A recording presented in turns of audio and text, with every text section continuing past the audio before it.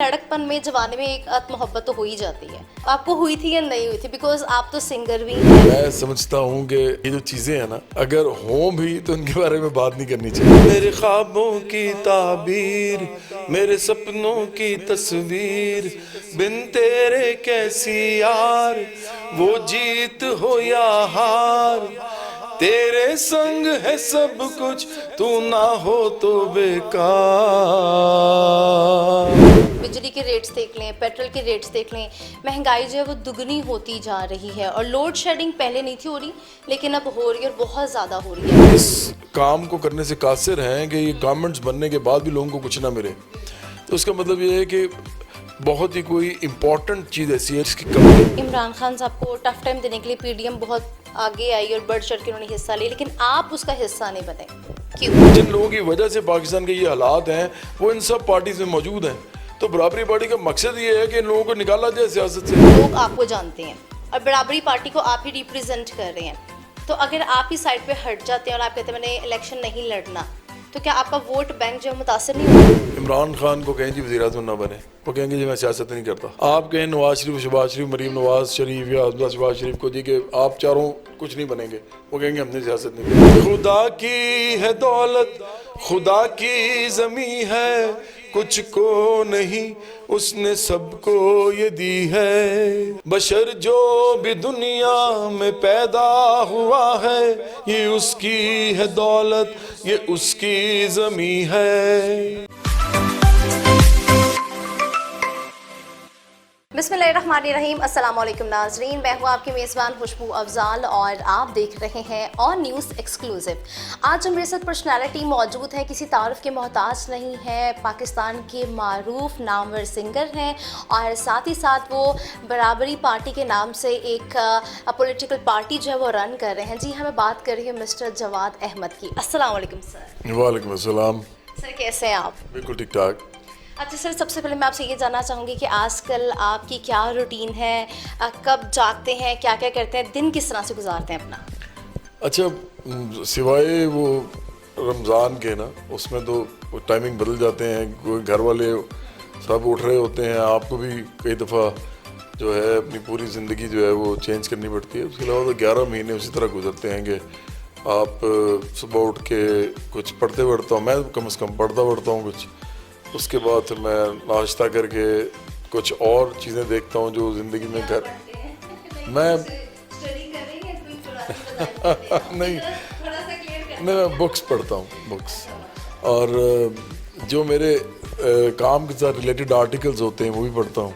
फिर मैं Twitter, Facebook, उसके अलावा जो भी ऐसा गूगल के ऊपर जो भी मटेरियल अवेलेबल है करंट अफेयर्स का, वो भी देखता हूँ। तो उसमें काफ़ी टाइम लग जाता है।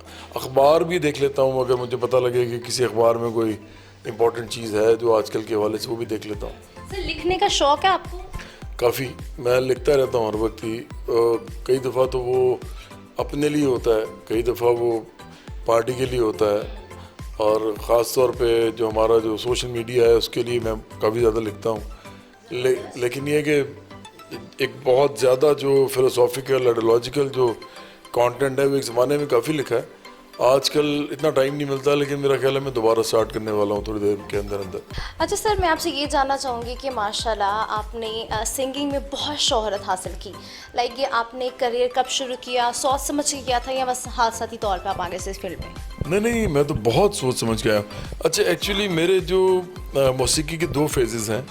पहला फेज़ जो है ना वो मेरा स्टूडेंट लाइफ का है। जब मैं इंजीनियरिंग उसी लाहौर से मैकेनिकल इंजीनियरिंग डिग्री कर रहा था, उसी ज़माने में मैंने एक बैंड था जुपिटर्स, उसको ज्वाइन किया, और उसके बाद फिर मैंने उसमें तकरीबन 5-5.5 साल गाया। लेकिन जब मैंने अपना करियर स्टार्ट किया सोलो आर्टिस्ट के तौर पे, फिर मैंने सोच समझ के किया, क्योंकि मुझे उस वक्त जहन में था कि मैंने पॉलिटिक्स करनी है, तो बजाय ये कि मैं इंजीनियरिंग की जॉब करूँगा या कोई अपना छोटा मोटा बिजनेस करूँ इस हवाले से, तो बेहतर है कि ये मौसीकी से मुझे लग रहा था कि लोगों के अंदर जाया जा सकता है और लोग बहुत ज़्यादा वो करेंगे, मुझे सपोर्ट करेंगे, क्योंकि वो मुझे जानते होंगे। अच्छा, जो आपकी जो सॉन्ग्स थे इनमें सबसे ज़्यादा जो आपका अपना फेवरेट सॉन्ग था वो कौन सा था?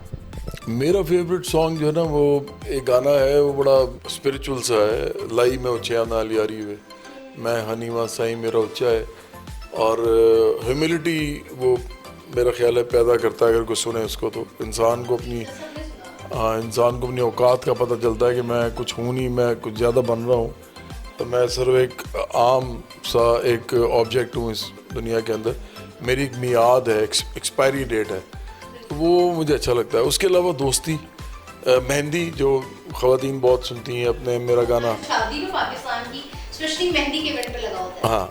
और फिर मेरा गाना है बिन तेरे क्या है जीना। फिर मुझे ऊँचिया मजाजोनी भी अच्छा लगता है। हमें तुमसे प्यार है मेरा एक बहुत अच्छा गाना है, जो मुझे लगता है कि वो मैंने इनके लिए किया था, जो हाँ मतलब स्पोर्ट्स के लिए। अब तो खैर वो पॉलिटिशियंस ने भी यूज़ करना शुरू कर दिया है।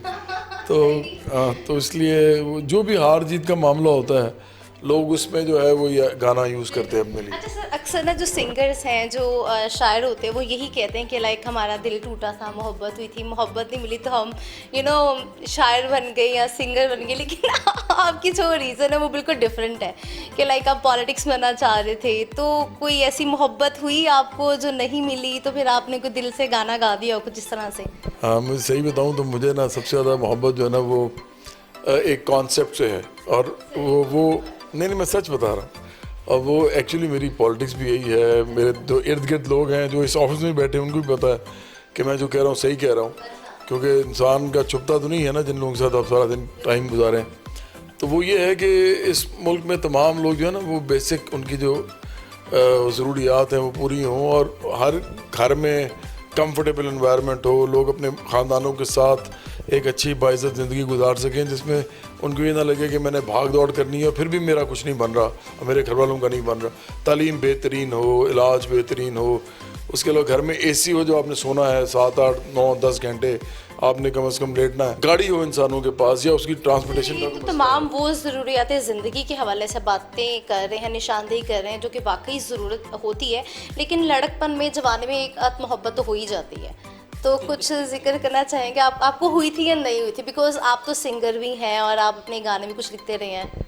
आमतौर पर ना लोग मुझसे ये बात ही नहीं पूछते। अब आप चूँकि इतनी यंग हो, आपने पूछ लिया। लेकिन देखो, ये ज़रा एक्सक्लूसिव इंटरव्यू ना तो हो जाए ज़रा। नहीं, मैं आपको बताता हूँ। मैं समझता हूँ कि ये जो चीज़ें हैं ना, अगर हों भी तो इनके बारे में बात नहीं करनी चाहिए। मैंने तो नहीं कभी की, तो इसलिए अभी भी नहीं करूँगा। चलिए, मैं सिर्फ ये पूछूंगी, आपको आपकी मोहब्बत मिली थी या नहीं? इंसान जब होता है ना, जब यंग होता है इंसान, तो उसको कोई एक, जब तक उसकी शादी नहीं हो जाती, या जब तक उसको बहुत ही कोई इम्पोर्टेंट मकसद ज़िंदगी का नहीं मिल जाता, तो उसको लोग अच्छे लगते रहते हैं। तो अब आप ना अब हमें एक गाना सुना दें, जो कि आपका बहुत प्यारा गाना था और यंगस्टर ने बहुत सुना हुआ है, और जब भी हम उस गाने को सुनते हैं ना, एक बहुत ही खूबसूरत सी फीलिंग्स तारी हो जाती हैं। बिन तेरे क्या है जीना। बिन तेरे क्या है जीना, बिन तेरे क्या है जीना, मेरे दिल की रानी तुम, मेरी खुशियों का मौसम, मेरे ख्वाबों की ताबीर, मेरे सपनों की तस्वीर।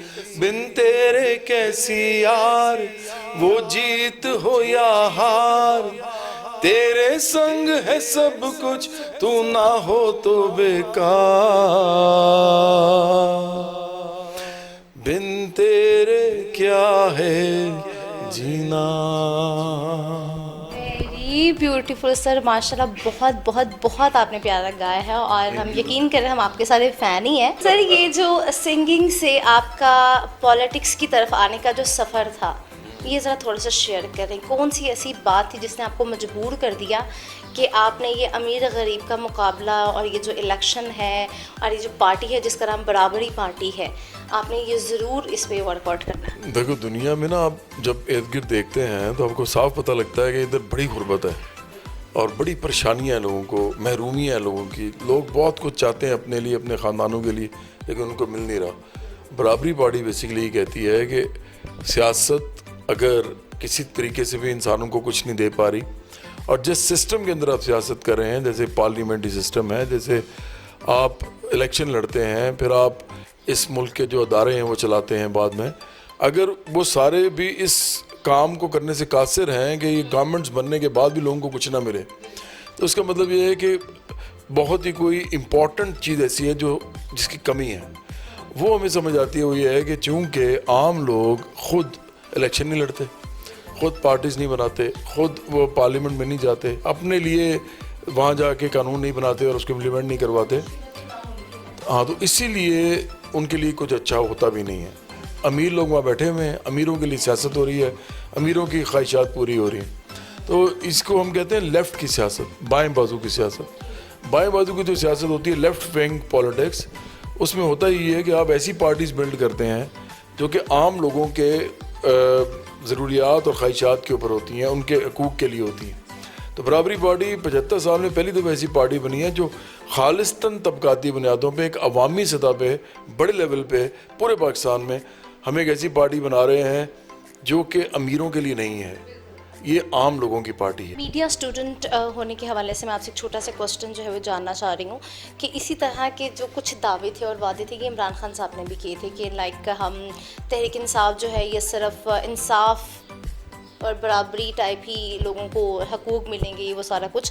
लेकिन जब वो हमने देखा कि असम्बलियों में आए तो उन्होंने तमाम उन लोगों को ही अपने साथ मिला लिया जिनके वो पहले रोते थे।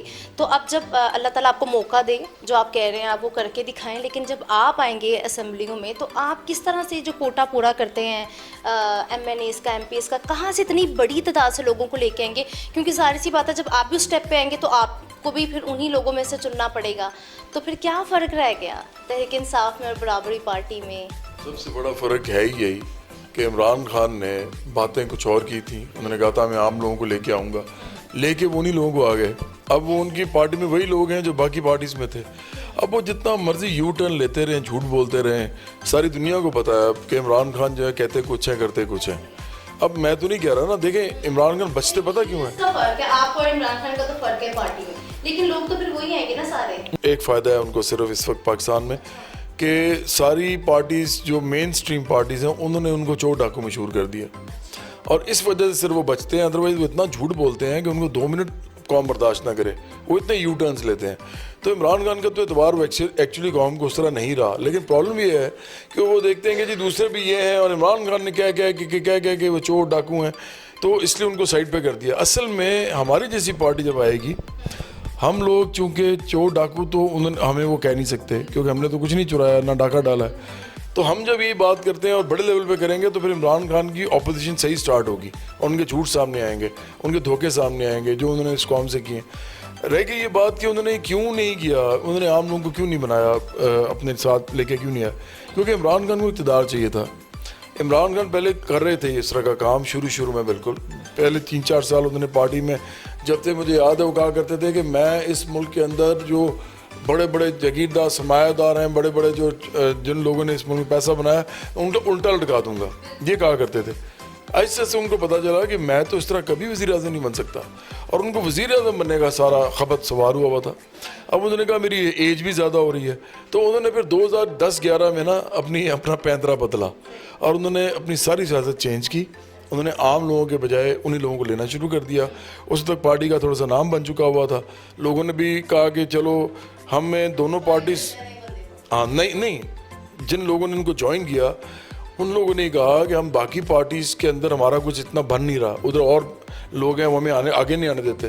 तो बहुत से ऐसे लोग इमरान खान के साथ आ गए जिनके पास पैसे वैसे थे, जो इलेक्शन में करोड़ों रुपया लगा के जीत सकते थे। क्या समझते हैं कि कौन सी मेन रीजंस थी जिनकी वजह से एक तो ना ही अपना टेन्योर पूरा कर सके और ना ही अपने वो जो वादे और वो जो उन्होंने बहुत से झूठे जो आप बता रहे हैं कि वाकई उन्होंने बहुत झूठे वादे किए थे, मेन चीज़ें कौन सी समझते हैं जिनकी वजह से इनका इक़्तिदार जो था इनसे छिन गया?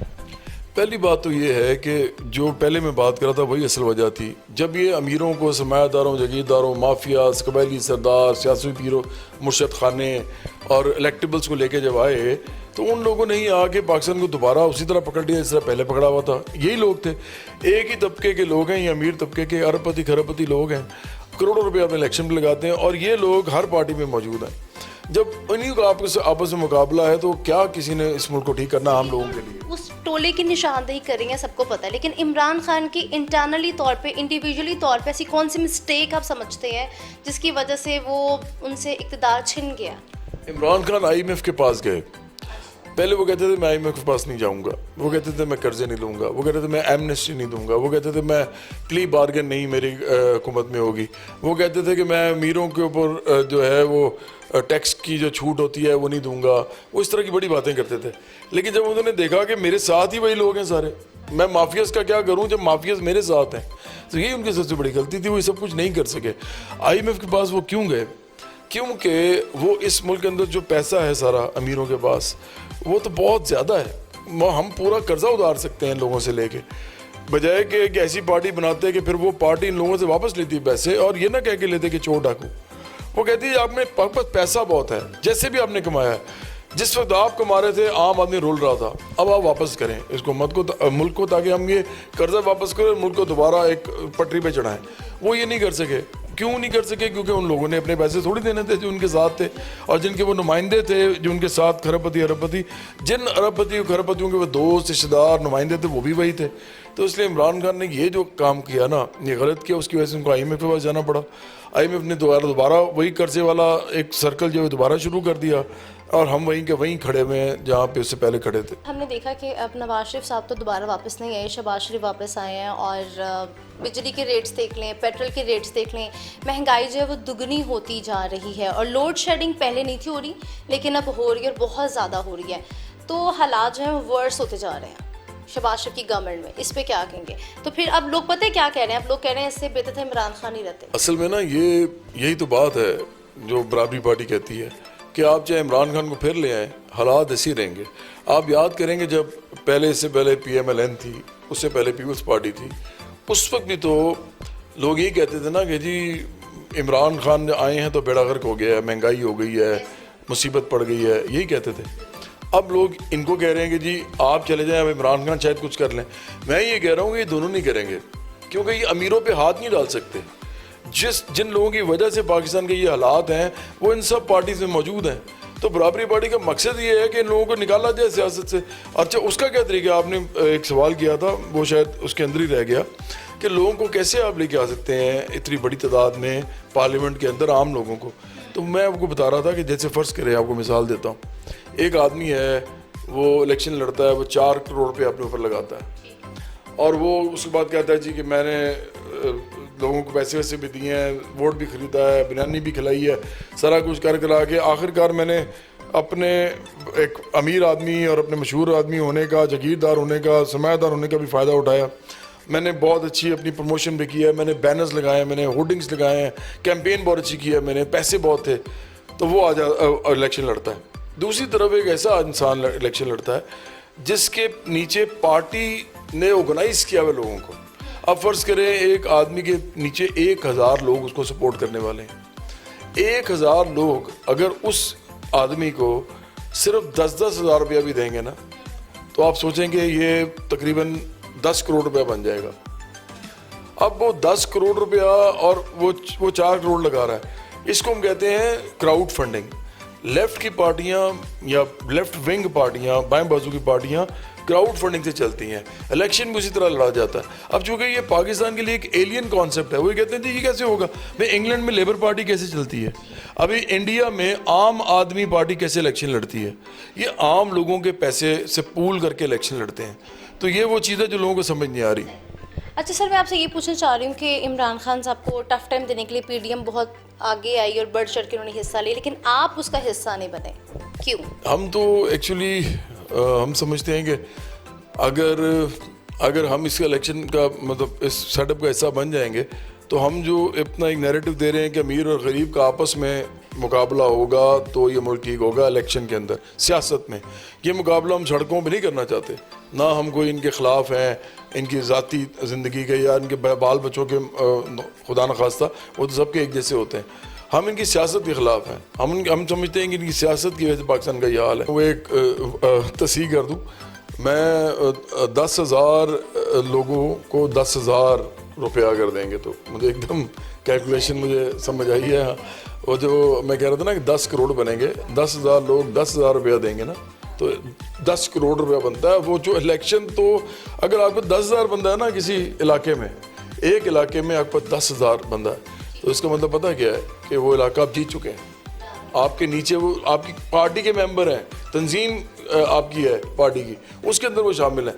एक इलाके में लाखों लोग होते हैं एक कॉन्स्टिट्यूंसी में, आप 10,000 लोग सिर्फ अगर मुनज़्ज़म कर लें एक इलाके में, तो पार्टी किधर जाएगी और वो इलेक्शन कौन जीतेगा उनसे, उन लोगों से जो मुनज़्ज़म होंगे, और दूसरा ही वो पैसे भी दे रहे होंगे। तो ये इस तरह इलेक्शन लड़ा जाएगा बराबरी पार्टी का। इमरान खान साहब भी जब स्टार्टिंग में आए थे तो उन्होंने बहुत दावे किए थे कि हम इस करप्ट टोले में बिल्कुल भी नहीं जाएंगे, और जैसे कि आपने कहा कि पीटीएम का हिस्सा आप इसलिए नहीं बने थे कि आप किसी की नुमाइंदगी नहीं करना चाहते हैं, किसी से मिलना नहीं चाह रहे थे। अल्लाह आपको मौका दे, आप नेक्स्ट आते हैं और लोगों की खिदमत करते हैं जिस तरह की आप बात कर रहे हैं, तो आप किस तरह से अगर वज़ीर आज़म बन जाते हैं तो आप इस पूरे सिस्टम में रहकर MNAs MPs फिर किसको बनाएंगे? पहली बात तो ये है कि मैंने वज़ीर आज़म नहीं बनना, मैंने सर लेट्स सपोज अगर आप बन जाते हैं, आपकी पार्टी में से कोई बन जाता है, क्योंकि मैंने पार्टी में कहा हुआ है कि मैंने इलेक्शन नहीं लड़ना, क्योंकि लोग फिर कहेंगे, हाँ लोग कहेंगे कि जी फिर ये आदमी जो है एक और आ गया है, थोड़ा बहुत मशहूर है, तो चलो इमरान खान बहुत ज़्यादा मशहूर थे तो ये भी काफ़ी मशहूर है, उतना नहीं है, तो अब इसको करोड़ों लोग जानते हैं, अब ये लोगों को बेवकूफ़ बनाएगा 10-12 साल, उसके बाद ये वज़ीर आज़म बन जाएगा और हम उसी तरह मुंह तकते रहेंगे। हम चाहते हैं कि ये रीत ख़त्म हो, आम लोगों को ही आगे लाया जाए, ताकि आम लोग जिनके मसले हैं वो ख़ुद अपने मसले हल करें। तो इसलिए मैं ख़ुद नहीं लड़ रहा, पहले तो इलेक्शन जो हमारा वज़ीर आज़म होगा, मैंने पहले भी कहा, हमारी पार्टी अगर लाखों लोगों को एक एक सूबे में और करोड़ों लोगों को पाकिस्तान में मुनज़्ज़म ना कर पाए हर कॉन्स्टिट्यूंसी के अंदर, और हमारे बहुत बड़ा एक वोट बैंक जो है वो हमारे डोनर ना हो, थोड़े थोड़े पैसे पार्टी को ना देता हो और पार्टी चलाता हो अपने पैसों से, अपने इलाकों में ख़ुद चलाता हो पैसे जमा करके लोगों से, उस वक्त तक हम बड़ी मेजॉरिटी के साथ नहीं आ सकते। अगर हम ये कर जाएंगे और हम 2/3 मेजॉरिटी से आ जाएंगे फिर तो इस मुल्क को चेंज करने का मसला ही नहीं है। हमें क्या ज़रूरत है इन इलेक्टेबल्स की, फिर हमें क्या ज़रूरत है सरमायादारों जागीरदारों की, हमें तो आम लोग जो है मिल गए, अब हम उनके साथ चले जाएंगे। आप नहीं समझते कि लाइक लोग आपको जानते हैं और बराबरी पार्टी को आप ही रिप्रेजेंट कर रहे हैं, तो अगर आप ही साइड पे हट जाते हैं और आप कहते हैं मैंने इलेक्शन नहीं लड़ना, तो क्या आपका वोट बैंक जो है मुतासर नहीं होगा? जब तक हम ये काम कर रहे होंगे ना, कितनी बड़ी पार्टी बना चुके होंगे, तो हमारी पार्टी में लोग आएंगे भी इसीलिए। अभी आपको पता है जब से मैंने ये कहा है ना, अब लोग ज़्यादा सीरियस माइंडेड हमारी पार्टी की तरफ आ रहे हैं। अब उनको पता चल रहा है कि हाँ ये जवाब है, मैं तो अपने लिए नहीं कर रहा जिस तरह बाकी लोग कर रहे हैं। मैं आपको छोटी सी मिसाल देता हूँ। इमरान खान को कहें जी वज़ीर आज़म ना बने, वो कहेंगे जी मैं सियासत नहीं करता। आप कहें नवाज शरीफ, शहबाज शरीफ, मरीम नवाज शरीफ या अब्दुल्ला शहबाज शरीफ को जी कि आप चारों कुछ नहीं बनेंगे, वो कहेंगे हमने सियासत नहीं करनी। इसी तरह ज़रदारी ख़ानदान और भुट्टो ख़ानदान भी यही कहेंगे। तो आपको बताना पड़ता है कि इस आदमी को या मुझे ये वाला मामला नहीं चाहिए। मैं सिर्फ और सिर्फ वाकई एक्चुअली लोगों को आगे लेके आना चाहता हूँ, और दुनिया में रीतें हैं ऐसी।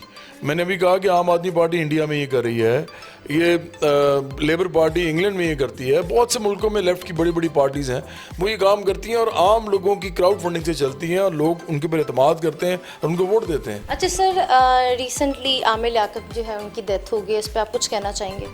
मैं समझता हूँ कि उनको सोशल मीडिया ने मारा है, और मैं समझता हूँ कि उसमें जो एक बहुत ही एक बुरी कुछ वीडियोस मैंने वो देखी नहीं है, लेकिन मुझे भी बताया कल ही मेरे कुछ ऑफिस के मेरे दोस्त हैं, उन्होंने बताया पार्टी के कुछ लोग हैं कि जो उनके कुछ वीडियोस इस तरह की आई थी कि जिसके अंदर वो इंसानियत से गिरी हुई वीडियोस थी, और उनके घर के माहौल में जिस तरह वो थे, वो कहते हैं ना मियाँ बीवी एक दूसरे का लिबास होते हैं, या मर्द और जब शादी हुई थी, तो आप इस तरह की चीज़ें तो नहीं शेयर कर सकते। तो मेरा ख्याल है वो जो चीज़ थी उससे वो बहुत ज़्यादा परेशान हो गए थे, क्योंकि किसी भी इंसान का अगर इस तरह का कोई मामला हो जाए और वो पब्लिक में चला जाए तो उसके बाद उस इंसान के लिए क्या रहता है, वो ख़ासतौर पे पाकिस्तान जैसे मुल्क में वो मुंह दिखाने के काबिल नहीं रहता। बाहर के मुल्कों में लोग इतना ख्याल नहीं करते, ऐसे मुल्क में तो इसलिए तो वो कहते थे कि मैं बाहर चला जाऊँगा। आपके ख्याल में वो क्यों कहते थे कि मैं बाहर चला जाऊँगा? क्योंकि उनको पता था कि मैं यहाँ नहीं रह सकता। अब उनकी अपनी गलतियाँ थीं, इसमें कोई शक नहीं है। उन्होंने बहुत ऐसे काम किए, उन्होंने बिला वजह लोगों को बहुत ज़्यादा बुरा भला कहा, उन्होंने बिला वजह साइड्स ली सियासत में और बहुत ही बदलिहाजी की। फिर उन्होंने शादियाँ जो उन्होंने की उनके अंदर उनके मेरा ख्याल है मामलात उस तरह के रहे कि उनके साथ जो उनकी शरीकें थीं वो उस तरह नहीं कंफर्टेबल लाइफ गुजार सकी, अलहदा होना पड़ा। उनकी गलतियाँ होंगी, थीं, हाँ नहीं कर पाए, लेकिन उसका मतलब ये नहीं है कि इतनी बड़ी सज़ा किसी को दी जाए जो इनको दी गई है।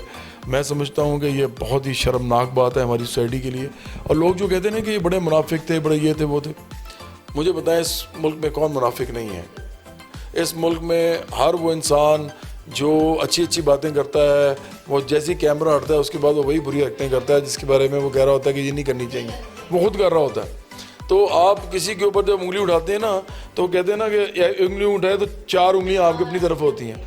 तो इस तरह के काम बंद करें। इस मुल्क के अंदर असल मसला जो है ना, वो ये नहीं कि औरतों को घर में बंद कर दें, औरतों या मर्दों के ऊपर उंगलियां उठाएंगे, ये क्या कर रहा है, और भाई जाने दें, खुदा का उनका मामला है, आप लोगों को खुशहाली दें, क्योंकि ये वो मामला है जो खुदा ने नहीं अपने ज़िम्मे लिया हुआ, ये उसने रियासत को, गवर्नमेंट्स को, रूलिंग हुक्मरानों को, रूलिंग क्लास को, हुक्मरान तबके को, शराफिया को, और वो लोग जो कि इस मुल्क के अंदर हमारी किस्मतों के फैसले करते हैं पार्लियामेंट में बैठ के, ये उनके हवाले उसने किया या हमने उनके हवाले कर दिया। तो वो हमें दे ना सारा कुछ, जो कुछ इस मुल्क में लोगों को चाहिए वो मिलना चाहिए। वो खुदा ने नहीं देना, वो इस गवर्नमेंट ने देना है। अदरवाइज आप खुदा से मांगते रहे, आप गवर्नमेंट ना बनाएं। तो अगर ये चीज़ें आप नहीं दे रहे और आप उल्टा औरतों के लिबास पे बात कर रहे हैं और औरतों को घर बंद करने की बात कर रहे हैं, मर्दों को कह रहे हैं जी कि आप अच्छे नहीं हैं, आप बुरे हैं क्योंकि आपने शादी कर ली फिर आपने तलाक दी, और भाई ये उसके अपने मामलात हैं, उसकी गलतियां अगर हैं उसके गलतियां हैं, उसने अपना जवाब देना है। आप इस मुल्क के असल मसलों पे बात करें, उस पर कोई बात नहीं करता, और इस मुल्क में एक सनसनीखेजी फैलाई होती है बस। अच्छा सर, जाते जाते मैं आपसे यही पूछना चाहती हूँ कि माशाल्लाह जैसे कि आप सिंगर हैं, तो आपने अपनी पार्टी के लिए आई गेस एक गाना बनाया था, तबकात समथिंग करके कुछ आपने जिक्र भी किया था अपने एक इंटरव्यू में, तो कुछ थोड़ा सा वो सुना सकते हैं? क्योंकि आप माशाल्लाह से अब एक पार्टी भी रन कर रहे हैं और माशाल्लाह से आपकी आवाज़ ही बहुत खूबसूरत है, तो हम वो गाना सुनना चाहते हैं। एक और गाना मैं आपको सुनाता हूँ जो पार्टी का ही है, लेकिन वो हमारी पार्टी के मैसेज को पूरा बयान करता है, उसका वीडियो है, लोग देख सकते हैं, वो मैं सुना देता हूँ। खुदा की है दौलत, खुदा की ज़मीं है, कुछ को नहीं उसने सबको ये दी है। बशर जो भी दुनिया में पैदा हुआ है, ये उसकी है दौलत, ये उसकी ज़मीं है। गलत है ये तकसीम खुदा की नहीं है, ये इंसान की अपनी बनाई हुई है। गलत है ये तकसीम खुदा की नहीं है, ये इंसान की अपनी बनाई हुई है। सब कुछ जब रब का है तो फिर ये सब का है, क्यों कुछ ने इस सब पर कब्जा किया है। ये तेरा न मेरा है, सब कुछ खुदा का है। फिर क्या लड़ाई है, फिर क्या तमाशा है। इस तरह मर मर के जीना भी क्या है। ये तकसीम बदलने का वक्त आ गया है। उठो चलो आगे बढ़ो, उठो चलो आगे बढ़ो, जागो मेरे दोस्तों, अपने हक के लिए तुम उठो। बातिल को कहो, जब तक के हक सच न हो, किसी के ना आगे झुको, किसी से भी तुम ना डरो। है इंसान बराबर सभी, सबका है सब कुछ कहो, मिलकर सब आगे बढ़ो। बदल डालो इस दुनिया को, बदल डालो इस दुनिया को। माशाल्लाह सर, बहुत प्यारा आपने सिंग किया है और बहुत अच्छे इसके लिरिक्स से यकीन कीजिए। अच्छा सर, जाते जाते बस आप यंगस्टर्स के लिए कोई मैसेज आप देना चाहें, कोई जिससे किसी हद तक उनकी ज़िंदगी में आसानी पैदा हो जाए? पहली बात तो है कि ये वीडियो ज़रूर देखें, ये पड़ा हुआ है यूट्यूब पे भी और फेसबुक पे भी है। इसमें सोनिया हुसैन एक बहुत बड़ी एक्टर हैं पाकिस्तान की, उन्होंने इसमें काम किया है, और भी बहुत ज़बरदस्त लोग हैं जिन्होंने इसमें एक्टिंग की है। और हमने ये आप लोगों के लिए बनाया है, बताने के लिए कि जब तक आप लोग आम लोग इलेक्शन नहीं लड़ेंगे, अपनी पार्टी नहीं बनाएंगे, उस वक्त तक यह मुल्क आपके लिए नहीं चलेगा। तो ये मेरा मैसेज भी है, इस गाने का मैसेज भी है, हमारी पार्टी बराबरी पार्टी का मैसेज भी है, और इसका जो आखिरी जो मैं समझता हूँ कि पैगाम है, और पहला पैगाम है वो एक ही है, मैं बोल देता हूँ यहाँ पे कि बराबरी पार्टी आम लोगों की पार्टी। आपने अपना इतना कीमती वक्त दिया। नाज़रीन, मैं उम्मीद करती हूँ कि आज का एपिसोड आपको बहुत अच्छा लगा होगा। मिलते हैं नेक्स्ट वीडियो में। अपना बहुत सा ख्याल रखिएगा, दुआ में याद रखिएगा। खुदा